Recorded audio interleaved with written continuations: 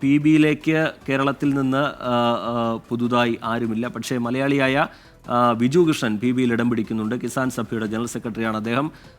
അതുപോലെ K Shailaja P ബിയിലേക്ക് എത്തുന്നില്ല എന്നുള്ളതും ശ്രദ്ധേയമാണ്.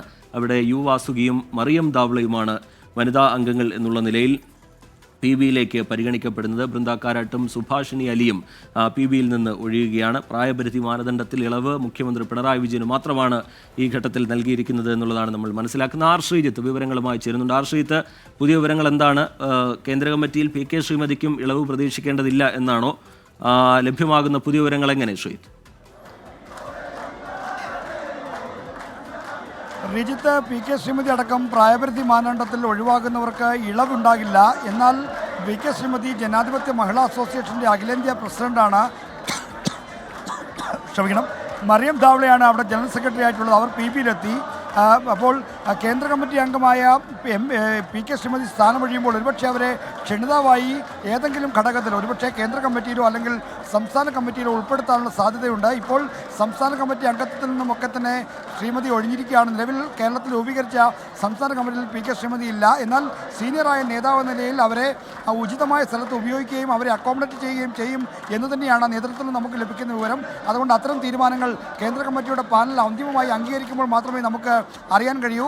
പ്രായപരിധിയിൽ ഒഴിവാകുന്ന നേതാക്കന്മാരുടെ പുനരധിവാസം, അവരെ എങ്ങനെ റീഹാബിലിറ്റേറ്റ് ചെയ്യണം എന്നതിനെ സംബന്ധിച്ച് ഒരു ചർച്ചയും കേന്ദ്ര കമ്മിറ്റിയിൽ നടക്കുമെന്നാണ് നമുക്ക് ലഭിക്കുന്ന വിവരം. എന്തായാലും അത്തരം ചർച്ചകളുടെ വിശദാംശങ്ങൾ അല്പസമയത്തിനകം ലഭ്യമാക്കാൻ കഴിയുമെന്ന് പ്രതീക്ഷിക്കുന്നു. കേരളത്തിൽ നിന്ന് കേന്ദ്ര കമ്മിറ്റിയിലേക്ക് 3 ഒഴിവുകളാണ് കണക്കാക്കുന്നത്. അതിലൊന്ന് കോടിയേരി ബാലകൃഷ്ണൻ മരിച്ച ഒഴിവാണ്.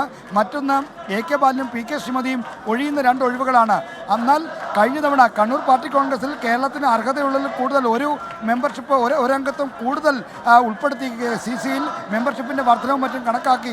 അതുകൊണ്ട് ഇത്തവണ 3 ഒഴിവിലേക്ക് 2 എണ്ണം മാത്രമേ പരിഗണിക്കൂ എന്ന് പറയുന്നുണ്ട്.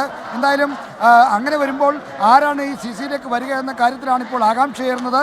അല്പസമയത്തിനകം ഇതുമായി ബന്ധപ്പെട്ട വിവരങ്ങൾ ലഭ്യമാക്കാൻ കഴിയുമെന്നാണ് പ്രതീക്ഷിക്കുന്നത്. ആർ ശ്രീജിത്ത് വിവരങ്ങൾ നൽകിക്കൊണ്ടിരിക്കുകയാണ്.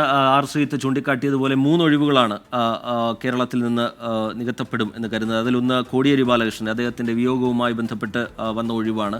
മറ്റൊന്ന് എ കെ ബാലൻ്റേതാണ്. എ കെ ബാലൻ പ്രായപരിധി പിന്നിട്ടതോടുകൂടി കേന്ദ്ര കമ്മിറ്റിയിൽ നിന്ന് ഒഴിയുകയാണ്. മറ്റൊന്ന് പി കെ ശ്രീമതിയാണ്. പി കെ ശ്രീമതിയും പ്രായപരിധി പിന്നിട്ടതോടുകൂടി കേന്ദ്ര കമ്മിറ്റിയിൽ നിന്ന് ഒഴിയുന്നു. ഒരുപക്ഷേ പി കെ ശ്രീമതിക്ക് ഇളവുണ്ടാകാനുള്ള സാധ്യതയുണ്ട് എന്ന തരത്തിലൊക്കെ സൂചനകൾ ഉണ്ടായിരുന്നെങ്കിലും പക്ഷേ അത് ഉണ്ടാവില്ല. 2 ഒഴിവുകളായിരിക്കാം ഒരുപക്ഷേ കേരളത്തിൽ നിന്ന് നികത്തപ്പെടുന്നത്. ആ ഒഴിവുകളിലേക്ക് ആരായിരിക്കും എത്തുക എന്നുള്ളതാണ് എല്ലാവരും ആകാംക്ഷയോടുകൂടി ഉറ്റുനോക്കുന്നത്. അതിൽ ചില പേരുകൾ, നേരത്തെ നമ്മൾ സൂചിപ്പിച്ച ചില പേരുകളൊക്കെ പരിഗണിക്കുന്നുണ്ട്.